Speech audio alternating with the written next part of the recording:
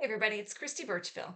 Today we are looking at Habakkuk and we're moving on to chapter 2. We spent the last 4 days in chapter 1, and if you've missed any of those, make sure you check that out on the link in the description below. But chapter 2, we're actually going to just do the first verse. It kind of is a continuation. If you remember from yesterday, we were ending with Habakkuk is asking more questions of God. He wants to understand God. And verse 1 is kind of that conclusion of his questioning time. And then in verse 2, which we'll pick up tomorrow, God answers again. But verse 1 of chapter 2 of Habakkuk says, I will stand at my watch and station myself on the ramparts. I will look to see what he will say to me and what answer I am to give to this complaint. I think it's so interesting that Habakkuk asked the question, and he knew that he can ask God questions, but he didn't just stop there. He waited. He stopped and he said, I'm waiting for an answer.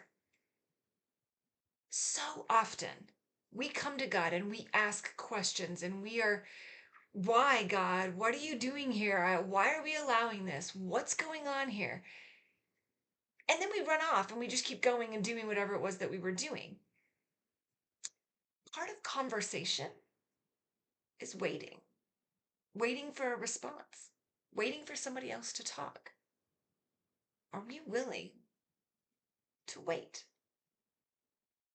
Is whatever God has to say to us so important that we will patiently wait for an answer? The Bible is full of people who waited on God to answer them, tenaciously waited. You see Jacob in the Old Testament wrestling with God and you're saying, I'm not going to let you leave until I get an answer.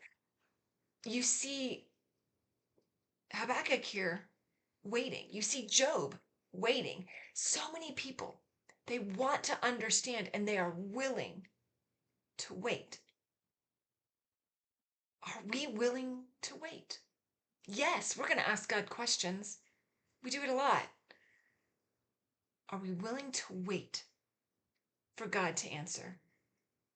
Are we willing to tenaciously hold on to God and say, I don't understand, but I'm going to hold on to you because you are the only thing that's going to get through.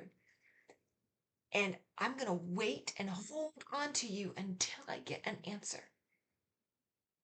Knowing that it may not be an answer that we like or that we understand completely, but we're going to hold on for whatever God is willing to give us. Does that describe us?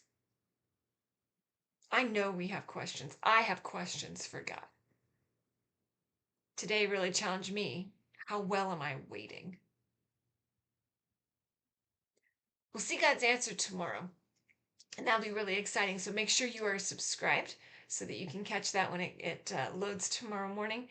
But in the meantime, take today and wait on God. Thanks.